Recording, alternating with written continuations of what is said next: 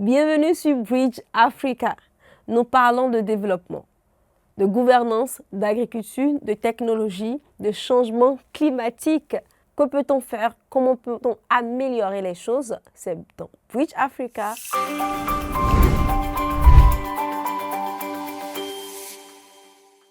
From economy to farm. It's surprising. Why this change? Well, I actually don't see it as a change. Okay. It's complementary. It's the goal, along. So it hasn't been a change for me. It was actually well prepared, and I knew that I wanted to go on the international market. Okay. I knew that I wanted to supply a market that involves a lot of countries, a lot of stakeholders, a lot of people that are not just farmers or that are not just food processing companies. I knew that I needed to know how things go, how the logistics. So goes. You have you have interest for farm since childhood, right? Yes. So okay. Briefly. I'm a farmer. I'm from a family of farmers selling foods. So for me, this just came all naturally. So now we're bridging, foods that is being produced, the way we produce food naturally and traditionally, with the new technology, new markets, stuff, and it's bringing something really innovative compared to what was used to be done. Does it mean that what you study about economy, you use it to well manage what you are doing? Exactly, and that comes with so many benefits. I didn't just study economics, but I studied economic management. Okay. So it also comes with how do you manage the people you work with, your team. How do you, who do you put here? How do you how do you set on the hierarchy on your, in your work? So it just all came from different sides and then ended up by working out. You have a big plan. You wanted to have a big picture about what you want to do. Yes. Let us know, since the moment you start with farm, what are the challenges you face as an entrepreneur? Just two challenges? Can you share it? Okay, so the not stable climate that we're having right now.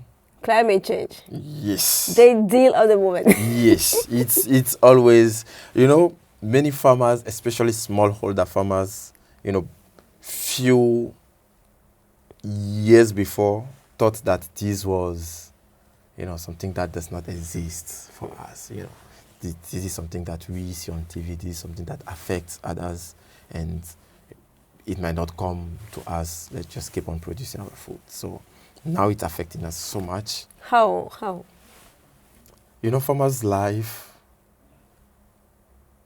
depends, farmers' life is strongly correlated and interrelated to the climate because we produce food cyclically. Yeah. And the cycle depends on the rainy season. The harvest depends on the rainy season as well. And once you have a rainy season that is not, a rainy cycle, that is not stable, then how do you know when to produce? That will affect the way, the moment you just deliver it, the food to your customer. Exactly. And it affects everything on the production line, not just when do we plant, it also affects how do we store. So let me say you are producing peanuts, for instance, and you've harvested your peanuts, but then you knew that this is not supposed to be a raining season, and now it rains. how do you cover your peanuts? And then you will tell us because you are in the system. Yeah. So those are the questions that you ask yourself, and you find out that we are really impacted by the way things are no longer stable. Did you find solution about it? So I cannot solve it on my own. That's something a lot of people don't get. A lot of people think that the food system security challenges, right? The food challenges that we are all facing could be solved by just one magic wand. But then it will have to take all of us to solve it. It will have to take all the stakeholders to solve it. Because food, I'm affected by food as much as you. I produce it, it's true, but then I produce it for you and for everyone else. So to find the solution must involve all of us. So the solution that I found is not like a magic solution, right? So we're trying to now bring technology into farming, because we need the people that are always innovating to come look at what we're doing and together brainstorm on how can we innovate in the food production domain, if I can say it like that. You know think that you can use traditional way what our ancestors have used before, just to integrate it again in the system to facilitate things, because I'm talking about climate change, but they are there many years before us, and they know many practices just to make sure that everything is okay. So do you think that it's something we have to think about it? Yeah, it is. So first of all, what we need to remind ourselves is that farming is a generational activity. Mm-hmm. Skills and knowledge are passed down from generations to generation. It's really rare to see someone that just wakes up like that and without any skill and anything just go into farming. You need to acquire the skills. And most of especially smallholder farmers, got the skills that they use from their forefathers.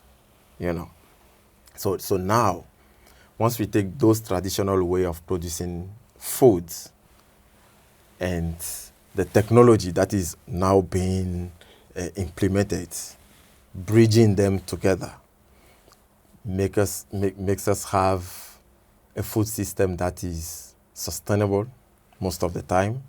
So now, imagine during my grandparents' time, when they wanted to produce corn, for instance, they would say, let's wait for the first rain to arrive so that we know when to go to the farm.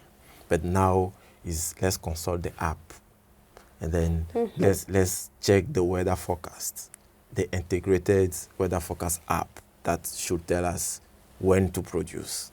That should tell us how, and so which techniques to, So AI, technology, innovation coming together with the old way of producing foods, and then keep on producing foods all year long, because we eat all year long. Hunger is not seasonal. So food production should not be seasonal.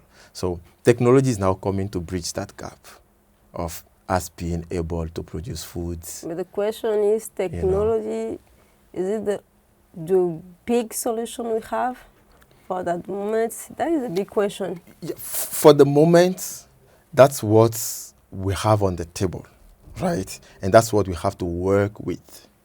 And a lot of people want to look at this. You have to study it deeply. Yes. To make sure about what and consider the risks. Consider the risk. I think it's something we have to think about it. Yes, consciously. Definitely, yes. to make sure that what we are eating, we are thinking about it seriously. 100% yes. Thank you so much for spending this time with us. We appreciate it. Thank you for having me. Shukran. It's a pleasure.